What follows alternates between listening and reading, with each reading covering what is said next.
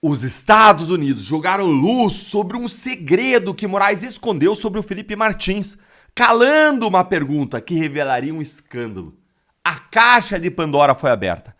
Depois que a alfândega, o órgão de controle de fronteiras dos Estados Unidos, confirmou que o Felipe Martins sim sofreu uma fraude no seu registro de imigração, e mais, esse órgão oficial americano ontem condenou o uso desse registro fraudulento pelo ministro Alexandre de Moraes para prender ilegalmente o Felipe por 6 meses. Depois disso, uma nuvem de suspeitas começou a se formar sobre a prisão do Felipe.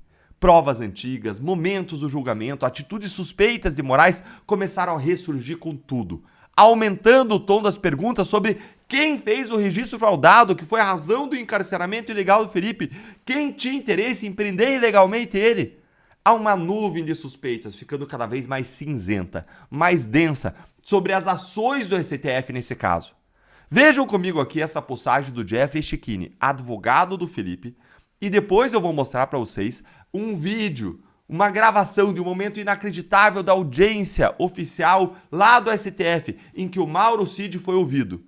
Quando a gente terminar esse vídeo da audiência, eu vou levantar com vocês qual que é a explicação que paira no ar, qual é a suspeita sobre o STF. Fica aqui comigo até o final, porque isso aqui está cada vez mais imperdível.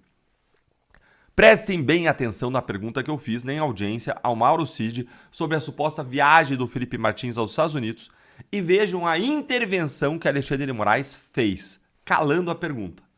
Quando saiu o pronunciamento oficial dos Estados Unidos confirmando a falsidade do documento que prolongou a prisão do Felipe Martins, eu lembrei imediatamente desse momento da audiência. E aí ele pergunta, Magnitsky será só o começo? Ou seja, vai ter uma investigação sobre as autoridades, talvez até o ministro do STF, a partir dos Estados Unidos? Segurem essas informações aí na mente de vocês e bora agora pro vídeo da audiência. Você vai ver aí o Moraes em cima na régua da câmera. O Jeffrey não vai aparecer porque ele está compartilhando a tela do computador, ó. Já vai vendo aí, ó. O Moraes está lá em cima na régua, tá vendo, ó? O Moraes ali em cima na régua. Aí o Jeff não está aparecendo porque ele está compartilhando essa tela maior do computador para mostrar as provas na audiência, para fazer as perguntas ao Mauro Cid, e aí se desenrola aí tudo o que está acontecendo. Olha aí, ó. Olha lá, o Moraes aí em cima, o Jeff perguntando, bora lá. O senhor na condição de ajudante de ordens, quando havia viagens internacionais, o senhor ficava responsável por algum ato? Somente quando eram viagens privadas. As viagens oficiais, a lista de embarque era feito pelo GSI junto com o gabinete. Quando eram viagens privadas, eu ficava responsável, eu e minha equipe ficávamos responsáveis pela lista de embarque. Viagem privada. Essa lista é sua? Dá um zoom, por gentileza, Ricardo. Ó, tá mostrando as provas na tela. Provavelmente essa lista é minha. Era uma lista inicial, né, com um rascunho inicial do pessoal que possivelmente poderia embarcar com o presidente para os Estados Unidos. A lista oficial foi o senhor que fez? A lista final foi eu que fiz. Tá. Tinha o nome do Felipe Martins? Não. Gente, não tinha o nome do Felipe Martins na lista oficial, só num rascunho. Olha só, segue aí. E por que você não informou na Polícia Federal que não tinha o nome do Felipe Martins? Porque não me foi perguntado. O senhor sabia que foi essa lista provisória que colocou ele 6 meses na cadeia? Doutor, sem comentários, porque não foi a lista provisória que determinou a prisão dele, fui eu que determinou a prisão dele. Então não é o réu colaborador que vai fazer juízo sobre a decretação da prisão. Próxima pergunta. O senhor confirma que Felipe Martins nunca esteve na lista definitiva? Confirmo. Felipe Martins não saiu do Brasil junto com o presidente Bolsonaro no dia 30 de dezembro de 2022? Ele não estava no avião presidencial. Gente, chocante, não é? Não é chocante? É um absurdo total. Você viu, o Mauro Cid sempre soube e sempre tinha informação de que o Felipe nunca viajou. Aí os caras usaram um registro fraudulento. Mas, peraí, tem uma coisa aqui que não faz sentido. Depois da gente assistir esse momento, sabendo o que a gente sabe hoje, e depois do anúncio do governo americano confirmando a fraude contra o Felipe Martins, surgem várias perguntas. Primeiro, por que é que o Mauro Cid não falou quando foi preso, e mais, na sua delação, quando estava colaborando, que o Felipe Martins não viajou com o Bolsonaro nos Estados Unidos, mesmo sabendo que essa era a diferença entre a prisão injusta do Felipe Martins e a sua justa liberdade?